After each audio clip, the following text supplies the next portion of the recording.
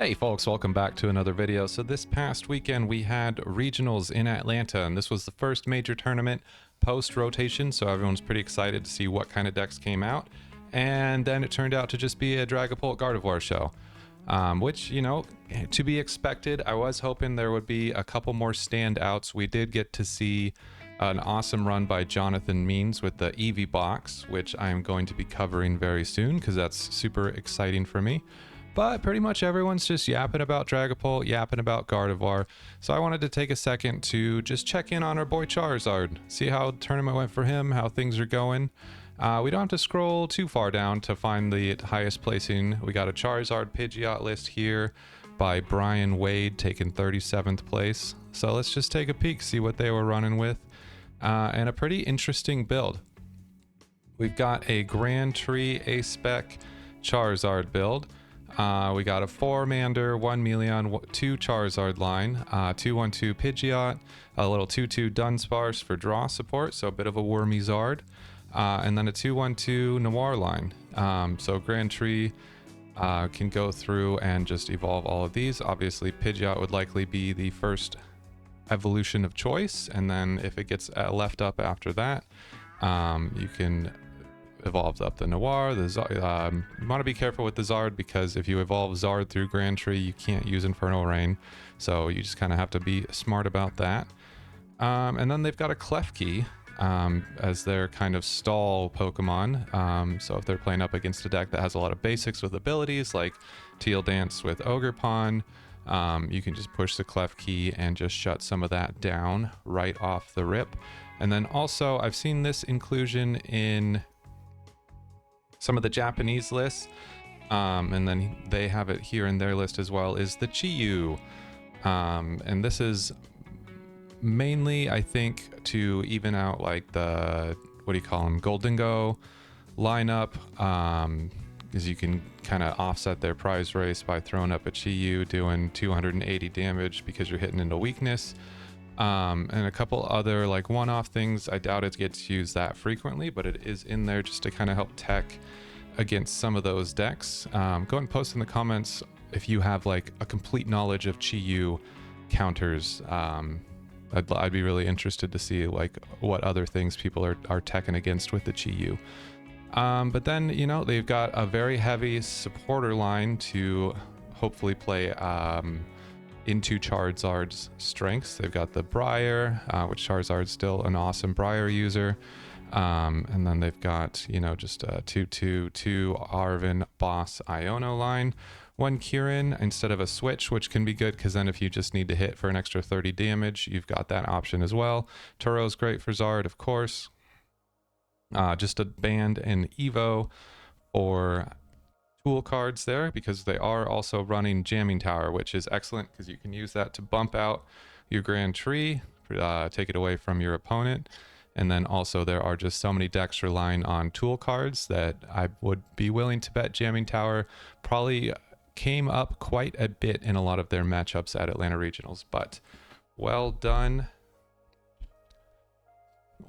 to Brian Wade for being the top Charizard placer at Atlanta. And a really cool and interesting deck list. That one was fun to look at. So we just need to scroll down a little bit farther to find the next old Zardondo. Was it 149th? Let me double check. Yep, Tiger Hickman at 149th. The next 3 lists are going to be Noctowl Charizard, which is kind of more of what we are seeing as far as this deck is being performed lately. And it's got some kind of unique things. Unfair Stamp as the A-Spec, a very interesting choice. We've seen a lot of Prime Catcher, a lot of Max Belt, but it's cool to see someone bringing back the Unfair Stamp a little bit. And then the Volcanion EX, which is new from Journey Together. If this Pokemon's in the active, you can essentially just burn your opponent's active Pokemon, which can really help against things like Pikachu, and can help just kind of smooth out some damage numbers if you're just shy by 20 damage or so. So like Charizard, when you're hitting for 300 near the end of the game and you're up against a Dragapult, bang, bada, bam, now you're hitting for 320, and you're taking that knockout a little bit more easily. this is kind of the big issue that Charizard's running into, is it just doesn't have a very good Dragapult matchup. So Dragapult being one of the most prevalent decks in the game right now, it's really hurting us, and it's really kind of just killing our win percentage. But I do like this list a lot. You can see they are relying heavily on Rare Candy. So, you know, it does get shut down quite easily by Badu, but they still manage to place pretty high. Which is cool to see. You can just kind of get away with a lot of things. You know, Badu's a monster, but it's not the end of the world. You can still play this deck. You can still place pretty high in the tournament and do a lot of really cool things with this list. We don't have to scroll too much farther down from Tiger to find the next highest place in list. We got David Zhang at 157th with Charizard Noctowl. Let's take a look and see what different choices they made for their list. You can see right off the rip, we've got Prime Catcher for the A-Spec instead of that unfair stamp. So pretty huge choice there.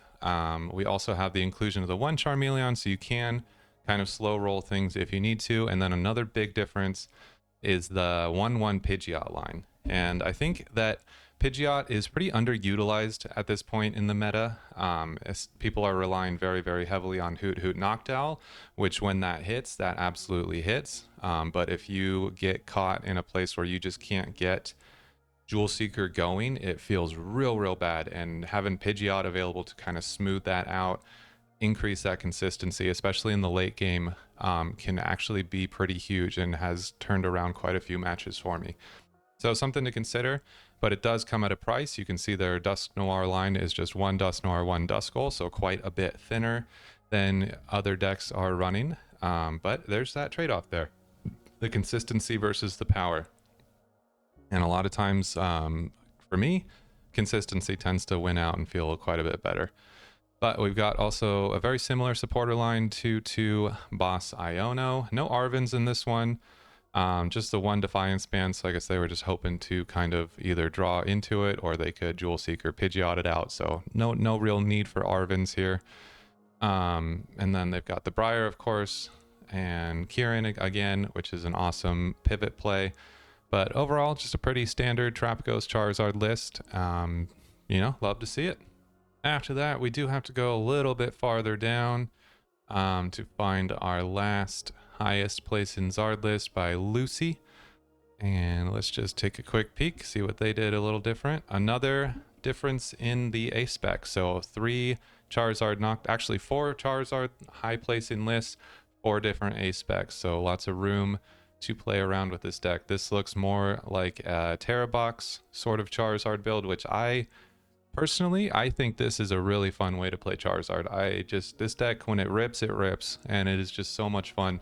So Zard is taking a little bit of a backseat in this list. You do still have the Noctowl engine, of course, but then you've got a pretty wide range of attackers to sort of start the game with. If you're facing against a deck with a lot of small basics like Dragapult, you start with Ogerpon and you do Torrential Pump, trying to like just blow up their board, early game disruption, that sort of thing.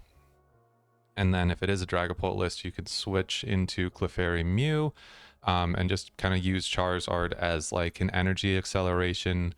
And you're not really looking to attack with them in this kind of like Dragapult matchup with this sort of a list. But man, it's just, I feel like this one has a lot of potential. I took this to a tournament at my local store, and I did pretty well with it until my last game when I prized both my Charizards and then just didn't have that energy acceleration.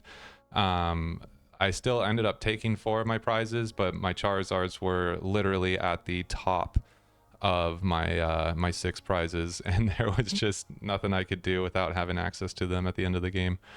But I mean, this list is just, it's so varied. You do pretty well into a lot of matchups. You are vulnerable to hand disruption with the Noctowl engine, so you have to be careful with your Jewel Seekers. You have to play pretty correctly and smartly.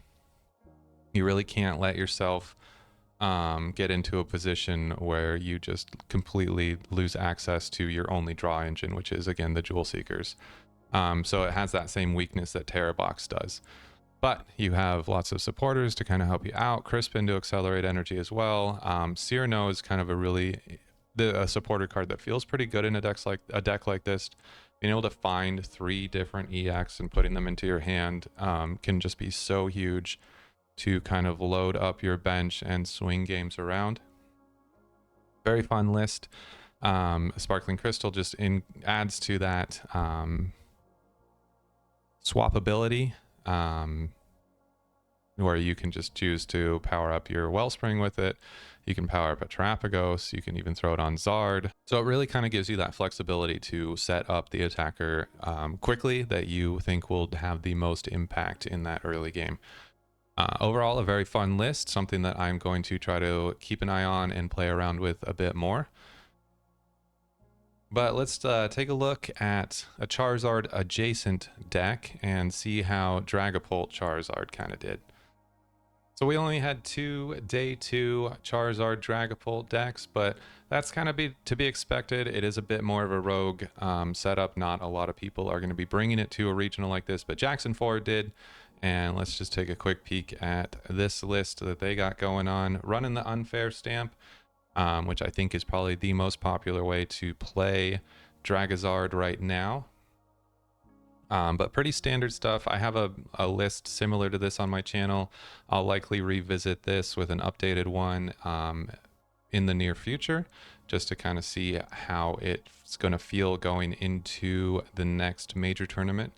But this list is really fun to play. It gives you a few more options than just a straight Dragapult one would. Having the Charizard as an energy accelerator and a late game attacker feels really, really good. You have a pretty thick supporter line to help you get around Budew. I think in the future, with just the prevalence of Budew in both Gardevoir and Dragapult, you're going to see some like item cards and item search like Arven being cut in favor of supporter search like Jacq and Brock Scouting. I could see those kind of getting pumped up a little bit. And then honestly, I think Jamming Tower is going to become a very meta relevant card very quickly after watching Atlanta. So expect to see that being included in lists like these. But overall, Dragapult Charizard still looking very fun to play. I did take this list to a local challenge. I got 3rd with it, so it felt really good into a lot of the more standard decks. There's a lot of Raging Bolt and like Archaludon lists that it felt really strong into. So overall, a pretty fun way to play the Zardo. And then we'll just take a quick peek at the only other Charizard Dragapult list that made it to day 2. A little bit farther down here, we got Albert Wang's list. Let's just see what different choices they made. Okay, so they did bring the Jamming Tower, same A-Spec, that unfair stamp again.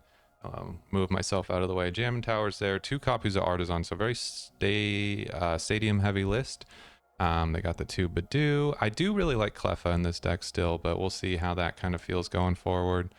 But then other than that, pretty standard. They did manage to squeeze a 1/1/1 Duskull line in here, as well as a Squawkabilly, which I do like the Squawk. I bet that felt pretty good to just increase some early game consistency. And I think because of them having the Squawk, they felt comfortable cutting a Buddy Poffin down to 3. So I could see that being kind of fun to play around with as well. So now that we've kind of gone through and taken a look at all the top placing Zard lists, I want to go back to David Zhang's and just run a quick game with this one, see how it feels. Because for me, I think this is probably the closest to a list that I would like choose to start cooking with as far as like making changes and seeing what would feel good going into the next major tournament. So let's just rip a game real quick. We'll see how it flows, what kind of things we notice, maybe things that we want to make changes to or add for future builds. So let's give it a whirl. My name's Jared. I'll be your gameplay nurse today. Alrighty. So we got a little EV box action going on over there. Let's just rip a Tera Orb, see what we got to work with. Did not draw into a Fan Rotom, but we do have an Ultra Ball. So let's just see how many of these resources can we part with. We got our Prime Catcher. We are holding on to our only counter catcher. They've got a Flareon ready to rip. We could Ultra Ball and Ultra Ball. Don't really want to get rid of 2 Ultra Balls. We do have all of our energy, so we could crush an energy, no problem. Rare candies. How many rare candies do we have? Let's see. We have all of them. So we could drop a rare candy maybe and be okay with that. But I think I'd rather hold on to it.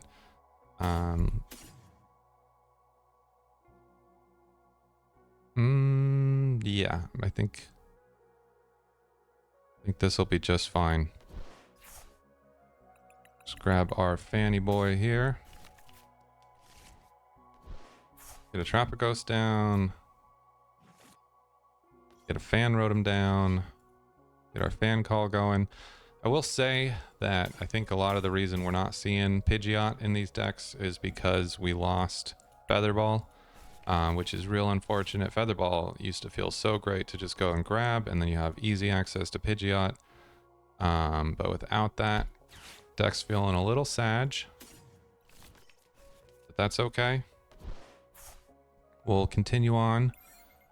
We'll use Ultra Balls to get Pidgeot or Jacqs. We always got Jacqs. There's other ways to survive. Can't just give up on things just because it got harder to do them. Let's see, what are they nesting for here? They ain't got all their friends yet? Latias. Okay. We could get hit with a burning charge, which is an unfortunate because we had to give up our counter catcher. Almost makes me regret it. Almost. And then we're not going to be able to hit into the Flareon. I mean, we could, technically, but we're not going to be able to knock it. We'll be swinging for 210. Got an Ultra Ball. We're going to need some fodder for the Ultra Ball. We only run the 1 Tera Orb, and we had to use it to get the ghosts. We could get a Jacq instead. And then Jacq for Pidgeot, Charizard, Rare Candy into Pidgeot, and then search for a Rare Candy for Zard. Sylveon's up and ready to go. That's a little spooky scary. Kind of hoping they would have thrown down in Area 0 for us. But I suppose that's alright. So what do we want here? We could go Prime Catcher, Jacq, and then take out the Latias. Are they going to be swinging? There's no way they don't just Burning Charge here, right? Like, that's the right thing to do. And then that oh my goodness, they got everything. They're cooking up a storm over there. They're going to pull out a little Sparky Christie too? That's wild. Would have been nice to have gotten access to a Dusknoir. It's appearing. Yeah, I mean, I wouldn't be mad if you. Oh no, they Crispin, so they're not going to be Ionoing. Yeah, there's the Burning Charge. They're going to be able to load up the Sylveon. So I think taking out the Latias here is correct, because then at least they have to dump all the energy on the Flareon in order to get things moving in that direction. Buddy-Buddy. Do we want to get Duskull on the bench now or wait?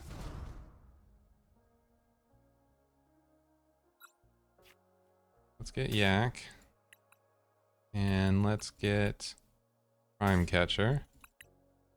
Even with Define Span, we're only hitting for 240, so it's not quite there, unfortunately.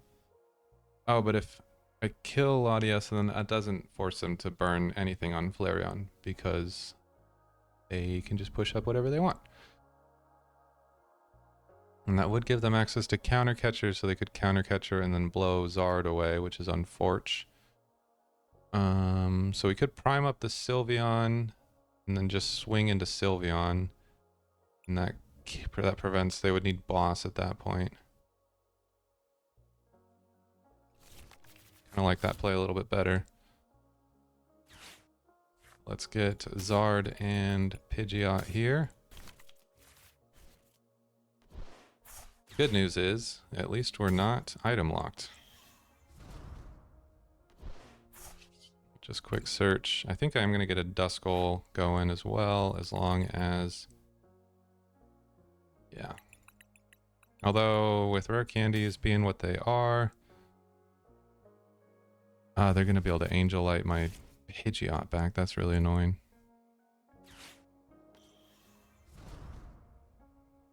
So we are going to lose Pidgeot most likely here. So maybe rare candy and that wasn't the play. And we'll probably lose Terapagos as well, I would imagine.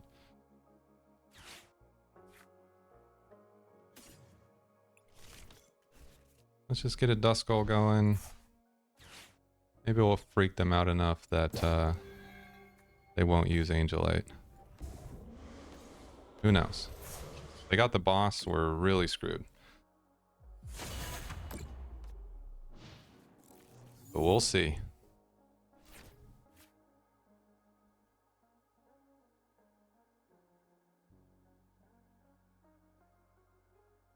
Just want to take the threat of like back to back to back to back to back Angel Lights off the table as soon as possible.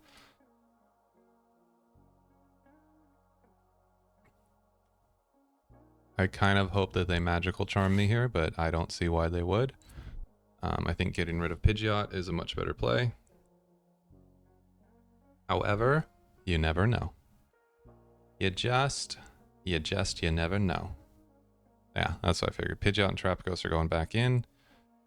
We don't have access to any of that. Hopefully we top deck something great. But really, we just needed to deal with Angel Light as soon as possible. That is not something great, so we'll just swing here. Get rid of that nonsense. Hopefully something great off the prizes. Yeah, okay. I'll take a research. An Ultra Ball for something. Maybe get Terapagos back. Rip a research. Give us a little howdy doody. Because we'll survive Charmeleon here, which is excellent. Yeah, that's fine. I don't mind getting Iono'd here. Didn't really like that hand anyway. Okay. Just need us a rare candy. Got the Skibbity. We do have two bosses. So pivot play is an option as well. And then we got Ursaluna for some late game action. I don't know why they're benching Clefairy. Kind of seems like a silly attacker to have in this part. But we'll let him, you know? Yeah, so we just won't load up our bench enough to... So let's see, how many Clefairies to knock a Zard?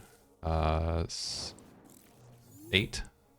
No, way more than 8. I'm not good at numbers like that. Let's see. Okay, so this hand's maybe not so great.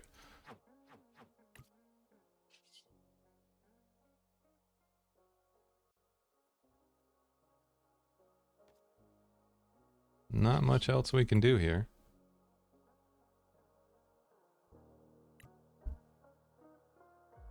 But we'll be able to... I should have attached an energy to Fan Rotom. We'll be able to knock with Fan Rotom. And then we'll kind of go from there. They knock Zard, they go down to 3. They knock Fan Rotom, they go down to 2. And then maybe we can just get... Oh, they're gonna finish with Fan Rotom. That's very smart.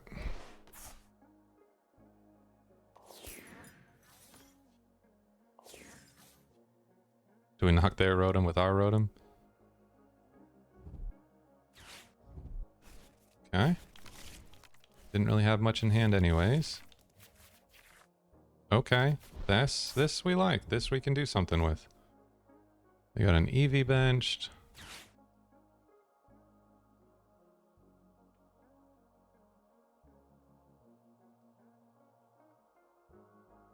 What are they nest balling for? An owl?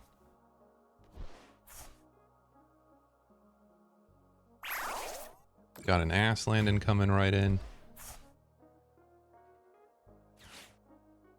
So we can ignore. That takes them down to 3. Remote Fan Rotom.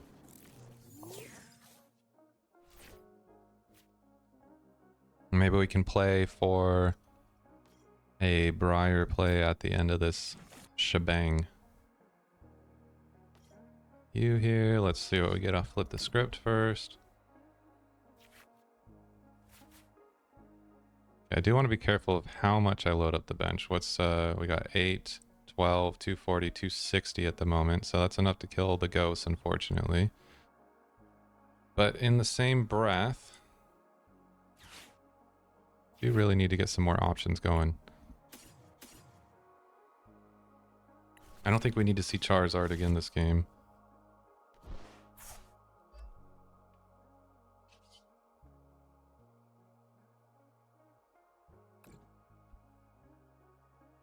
I think we're likely going to finish up with a Bloodmoon or Terapagos. There's our access to Bloodmoon, which is excellent. We could get another Fan Rotom and then boss up the Flareon as well and take 2 prizes and leave a 1 prizer. And we do have an Iono or 2 left. There's Sylveon again. I'm not as worried about Sylveon at this point in the game. Don't really care.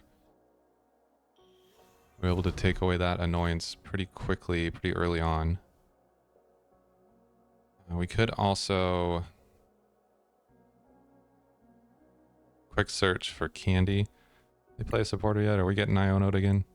Could be getting Iono'd again. It's a very real possibility. But assuming we don't, we quick search for Noir. Get Noir, pop Flareon. And then we just need to knock a oneer.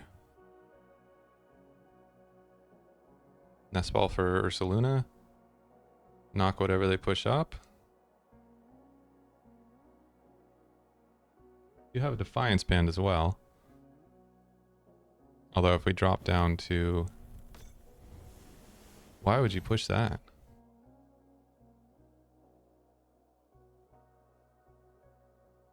It seems crazy. No? Am I tweaking? What are they doing? Are they gonna Iono us now? They have to get Iono here.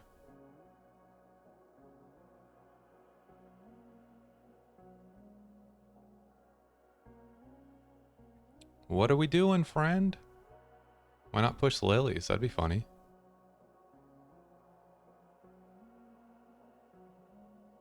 What else you got in the old deck?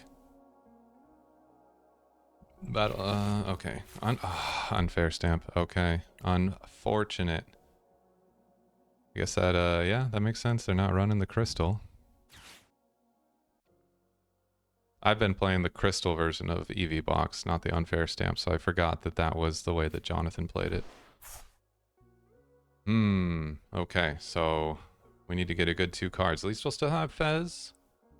And we have a Hoothoot, so there's still hope. There's still a good bit of hope, although I liked this hand a lot. So that's unfortunate.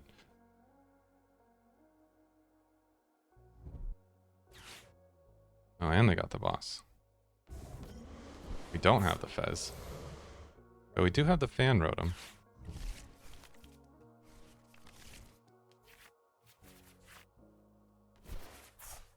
That is not helpful. Like, at all. Bro, how many actions do you have to take?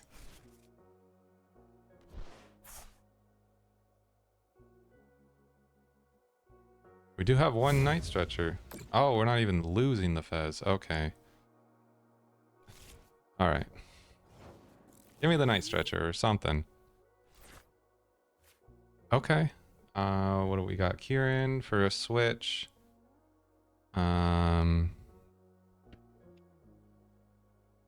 We'll bench the Mander, I suppose. Okay, how do we finish this game? We only play the one Jacq. That's unfortunate.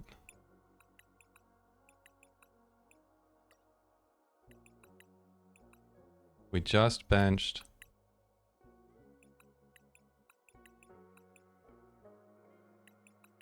Let's see, we could Nest Ball or Nest Ball Kieran. Nest Ball for Bloodmoon, Kieran, Knock, and then just pray. Bloodmoon, yeah, Bloodmoon's here.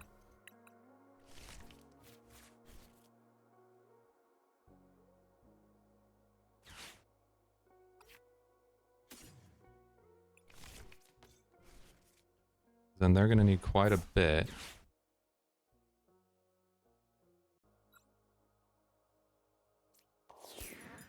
In order to finish out the game.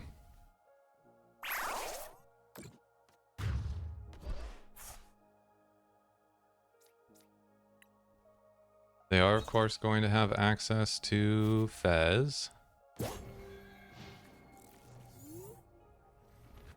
But I don't see, with us being out of Briar range, they could... No, now they're not going to be able to Angel Light. I don't see them having any way of turning this around. They can't take a 3-prize turn. That's just not happening. If they don't take 2 prizes, we can't Bloodmoon unless we draw into an energy. Are they just stalling again? No. Oh, they're going to be able to knock Bloodmoon. Okay, that's unfortunate. So I should have waited. But we have boss. Just nothing to knock with boss. Just give me the Night Stretcher one time. There it is. Okay. So that was my fault. I should have held on to the Nest Ball. I just was worried about getting Iono, so I was setting up for that play. But that's okay, because we're never punished. Everything's gravy. And yeah, you know. Pretty fun way to play Zard. Does well. Give it a whirl. Let me know how you're cooking with Zard. If you've gone over to the Dragapult side. If you're running something different. Which of these decks that we looked at today kind of speaks to you the most? Tell me in the comments down below. Love to have a discussion with you. And we'll catch you in the next one.